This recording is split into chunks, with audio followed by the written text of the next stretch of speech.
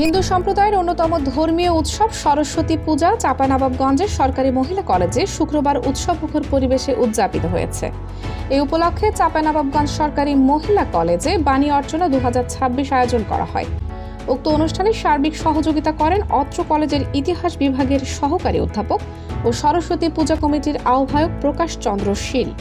পূজা কমিটির প্রধান উপদেষ্টা ও কলেজের অধ্যক্ষ প্রফেসর ডক্টর বিপ্লব কুমার মজুমদার অনুষ্ঠানে দিক নির্দেশনামূলক বক্তব্য দেন।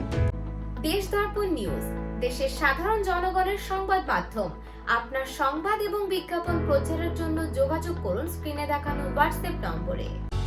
অনুষ্ঠানে উপস্থিত ছিলেন চাঁপাইনবাবগঞ্জ মডেল থানার ইনচার্জ নূরে আলম, মডেল থানার পুলিশ পরিদর্শক তদন্ত সুকোমল চন্দ্র দেবনাথ, চাঁপাইনবাবগঞ্জের সাবেক পোস্টমাস্টার লক্ষণ চন্দ্র দাস, সোনা মসজিদের আমদানিকারক Dilip Kumar Mondal, chamber of commerce and ইন্ডাস্ট্রির পরিচালক মোহাম্মদ শহীদুল ইসলাম, সিনিয়র সাংবাদিক ও মাছরাঙা টেলিভিশনের জেলা প্রতিনিধি ডাবলু কুমার ঘোষ, জেলা পিপি অ্যাডভোকেট আব্দুল অদুদ, ডিবির সাব ইন্সপেক্টর পলাশ চৌধুরী, চাঁপাইনবাবগঞ্জ মডেল থানার সাব ইন্সপেক্টর সৌরভ কুমার দত্ত এবং মার্কেন্টাইলস ব্যাংকের ম্যানেজার অপারেশন বিপুল কুমার পাল সহ গণ্যমান্য ব্যক্তিবর্গ।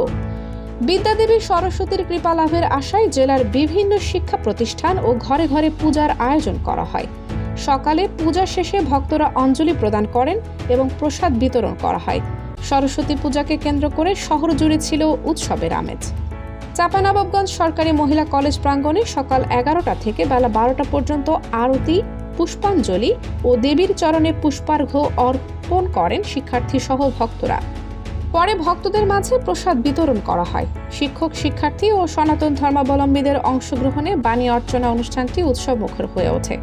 এছাড়াও এক্সিম ব্যাংক, কৃষি বিশ্ববিদ্যালয়, নবাবগঞ্জ সরকারি কলেজ, সরকারি মহিলা কলেজ সহ জেলার বিভিন্ন স্থানে পূজা মণ্ডপে বাণী অর্চনা ও দেবীর চরণে পুষ্পার্ঘ্য অর্পণ করেন অগণিত ভক্ত ও শিক্ষার্থীরা।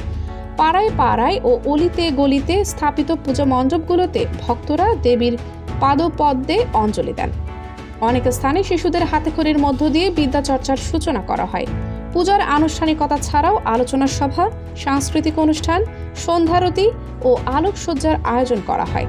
আজ শনিবার ও আগামীকাল রোববার প্রতিমা বিসর্জনের মধ্য দিয়ে সরস্বতী পূজার আনুষ্ঠানিকতা শেষ হবে।